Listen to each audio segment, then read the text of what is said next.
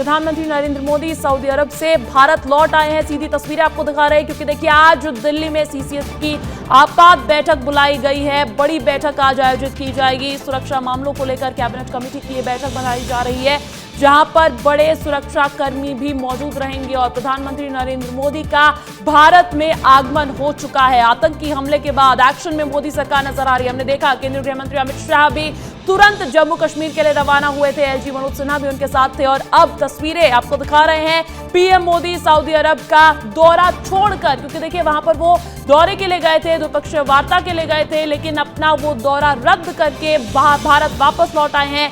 प्रधानमंत्री नरेंद्र मोदी ने सीसीएस की आपात बैठक भी बुलाई है। सुरक्षा मामलों को लेकर कैबिनेट कमेटी की बैठक आज आयोजित की जाएगी और गृह मंत्री अमित शाह आज पहलगाम भी जाएंगे। घटनास्थल का दौरा करेंगे अमित शाह। एनआईए की टीम भी घटनास्थल का दौरा करेगी और पीएम मोदी ने अमित शाह से फोन पर भी बात की थी, तमाम जानकारी ली और उसके बाद हम ये सीधी तस्वीरें आपको दिखा रहे हैं क्योंकि कल ही खबर आ गई थी सूत्रों के हवाले से कि प्रधानमंत्री नरेंद्र मोदी अपना सऊदी अरब का दौरा छोड़कर भारत लौट रहे हैं और ये सीधी तस्वीरें आपको दिखा रहे हैं। दिल्ली पहुंच चुके हैं प्रधानमंत्री नरेंद्र मोदी और आज देश के लिए बहुत बड़ा दिन हो जाता है क्योंकि आज देश की सुरक्षा को लेकर हाई लेवल मीटिंग होने जा रही है, जिसमें प्रधानमंत्री नरेंद्र मोदी भी शिरकत करेंगे और इसीलिए वो दिल्ली वापस लौट आए हैं। पीएम मोदी सऊदी अरब का दौरा छोड़कर भारत लौटे हैं और अभी अभी आपको ये सीधी तस्वीरें दिखा रहे हैं। आपको विमान से उतरते हुए प्रधानमंत्री नरेंद्र मोदी नजर आ रहे होंगे। दिल्ली से ये तस्वीरें हैं क्योंकि इसके बाद अब सीसीएस की आपात बैठक भी आयोजित की जाएगी क्योंकि देखिए अब वक्त है आतंकियों को मुंह तोड़ जवाब देने का और घोर निंदा पहले ही व्यक्त कर चुके हैं प्रधानमंत्री नरेंद्र मोदी। उन्होंने इसे जघन्य अपराध बताया और साथ ही साथ देखिए मुंह तोड़ जवाब देने का इंतजार न सिर्फ सरकार कर रही है बल्कि हर एक देशवासी कर रहा है। आतंकी हमले के बाद एक्शन में मोदी सरकार नजर आ रही है और इसका जीता जागता उदाहरण आप ये तस्वीरें देख लीजिए। पीएम मोदी सऊदी अरब का दौरा छोड़कर भारत लौट आए हैं।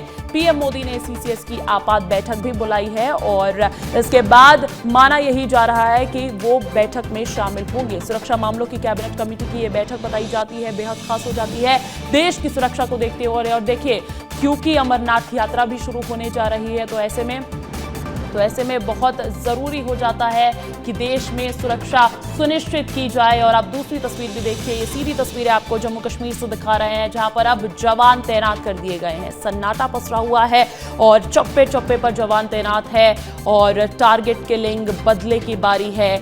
प्रधानमंत्री नरेंद्र मोदी इसी कड़ी में भारत लौट आए हैं। देश वापसी हो चुकी है प्रधानमंत्री नरेंद्र मोदी की। सऊदी अरब के दौरे पर थे, वहां पर जैसी तस्वीरें मिली थी उनका स्वागत किया गया था, उनका रात्रि भोज होना था, लेकिन अपना पूरा दौरा छोड़कर भारत लौट आए हैं क्योंकि जम्मू कश्मीर के पहलगाम में आतंकी हमला हुआ है जिसमें अभी तक 27 मासूमों की मारे जाने की खबर निकलकर सामने आई है, जिसमें बहुत युवा नेवी अफसर भी शामिल है और तमाम रायपुर के बिजनेसमैन भी शामिल हैं। तमाम ऐसे ही टूरिस्ट जो पहलगाम पहुंचे थे उनके साथ आतंकी वारदात हुई और उनकी मौत हो गई, जिसको देखते हुए घोर निंदा की जा रही है सरकार द्वारा। लेकिन दूसरी तरफ अब सुरक्षा एजेंसीज और मोदी सरकार अलर्ट मोड पर नजर आ रही है। दो तस्वीरें आपको दिखा रहे हैं, ये तस्वीरें देखिए।